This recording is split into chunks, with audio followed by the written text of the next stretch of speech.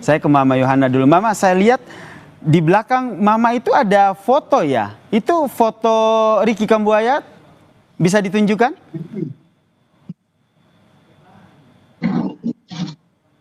Iya, iya, ini fotonya Ricky Kambuaya. Sama teman. Coba Mama ceritakan dulu, itu foto Mama yang pasang atau memang Ricky yang taruh di situ? Ricky yang taruh di sini. Kapan itu? Ini dia main di Persibaya. Oke. Kalau dari Mama sendiri sebagai orang tua melihat talenta ataupun bakat dari Ricky ini sejak kecil atau bagaimana Mama? Waktu itu dia bersama dia punya kakak dan adik. Mereka selalu sekolah, kalau pulang orang penghobi itu harus main-main bola-bola kecil. Ini di kompres main di kompres kayak begitu. Tapi papanya Ricky dorong dia tuh, mereka terus bertanding latihan itu. Tapi mama tidak bisa. Mama punya kemauan harus sekolah. Saja. Cuma katakan bahwa Ricky main bola nanti pada akhirnya ada pensiunan, ya, dia harus sekolah. Begitu, tapi papanya Ricky punya kemauan untuk sekolah, harus olahraga, harus main bola di kongres. Itu dari kongres saja. Nanti dia berangkat main pertama, dia 2 toh. Dia 2 di Mojokerto.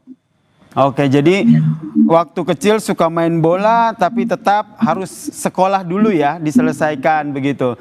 Baru bisa menjadi pemain bola profesional seperti sekarang. Sekarang Mama melihat Ricky Kambuaya sudah menjadi salah satu pemain timnas, kemudian ini nanti akan laga melawan Jepang. Apa yang menjadi kebanggaan dari Mama? Ya, itu Mama bangga sekali dan Mama bersyukur kepada Tuhan. Sebab bukan ini kebetulan, tapi itu adalah suatu talenta yang Tuhan kasih. Baik.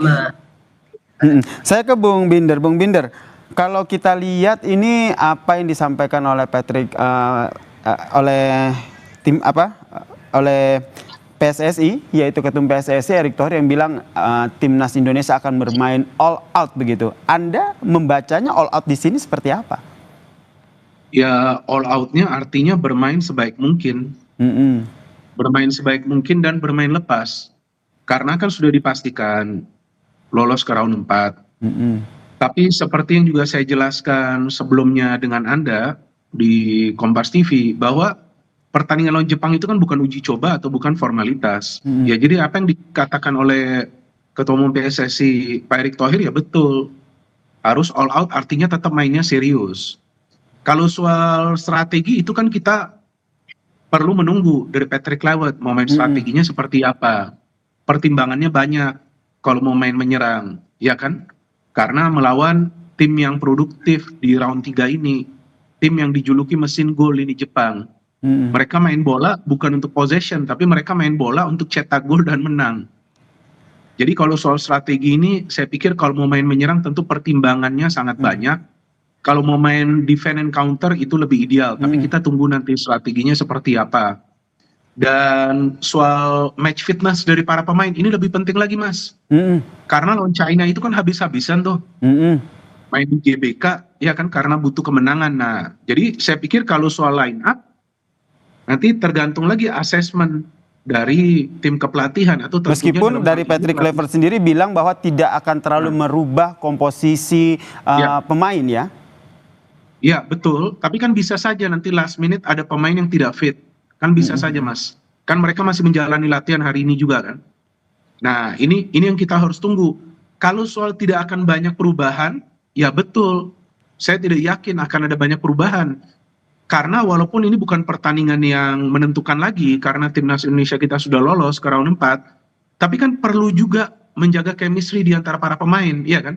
Jadi kalaupun mau ada perubahan, saya pikir tidak akan terjadi perubahan yang besar-besaran gitu. Mungkin seperti Marcelino kembali bermain, Martin Paes kembali bermain, satu pergantian lagi di tengah dan satu pergantian lagi di belakang yang sewajarnya saja. Oke, Karena jadi momentum menurut ini Anda perlu- tidak perlu- akan ada perubahan yang terlalu besar begitu ya dengan komposisi Saya dibandingkan tidak- dengan bermain dengan lawan Tiongkok kemarin. Kalau saya ingin menanyakan soal bagaimana dengan Jepang sendiri, Anda melihat ini akan all out atau menurunkan layer keduanya karena mereka juga sudah otomatis lolos begitu ke Piala Dunia. Iya, memang pelatih Jepang kan tidak memanggil banyak pemain-pemain intinya kan, bahkan ada 7 debutan kan. Jadi ya kemungkinan memang ini yang turun ini bukan Jepang yang sebenarnya. Tapi bukan berarti ini Jepang yang lemah. Tetap aja ini Jepang yang kuat.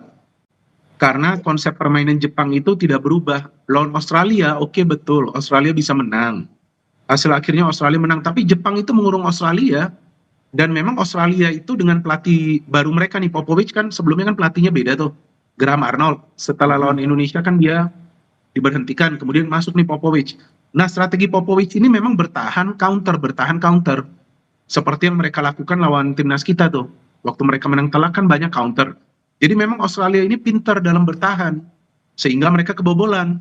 Nah, artinya kalau kita berbicara soal peluang dari timnas Indonesia kita lawan Jepang besok sore, kalaupun mau main defensif, bertahannya itu harus benar. Dan tidak boleh ada kesalahan sama sekali. Ini yang harus dijaga.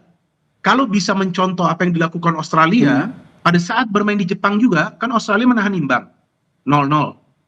Dan pada saat itu kan Jepang turun full tim. Mereka mainnya sama.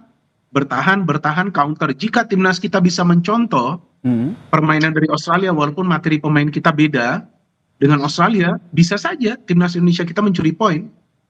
Dan kalau kita lihat lini bertahan kita juga cukup oke begitu. Tapi kalau kita berbicara soal penjaga gawangnya nih, kalau menurut Anda akan kembali menurunkan Martin Paes atau Emil Audero yang kemarin juga sudah membuktikan performanya saat melawan Tiongkok? Saya pikir tetap Martin Paes ya Mas, karena dia kan kiper utama ya. Jadi saya pikir tetap akan Martin Paes yang diturunkan, dan memang Emil tidak kebobolan, tapi kalau saya melihat di babak pertama ada 1-2 kesalahan yang dia lakukan yang kemudian bisa dia recover ya. Jadi saya pikir kalau soal ketenangan memang Martin Paes lebih unggul, tapi ya nanti kita lihat jika Kluivert memilih mainkan Emil Audero juga, ya itu nanti adalah keputusan dari pelatih. Tapi logisnya yang dimainkan kembali adalah Martin Paes karena dia kiper number 1 dari timnas Indonesia. Kita nantikannya seperti apa starting 11 yang nantinya akan dipilih oleh pelatih Kluivert. Ini biasanya sejam sebelum pertandingan nih baru kita lihat nih siapa aja nih starting 11 yang akan diturunkan oleh pelatih Kluivert. Yang jelas Bung Binder maupun Mama Yohana tetap berharap ya timnas Indonesia akan memberikan penampilan yang terbaik dan juga menang saat laga esok hari. Terima kasih Bung Binder dan juga Mama Yohana telah bergabung bersama kami di Kompas Petang. Salam sehat semuanya.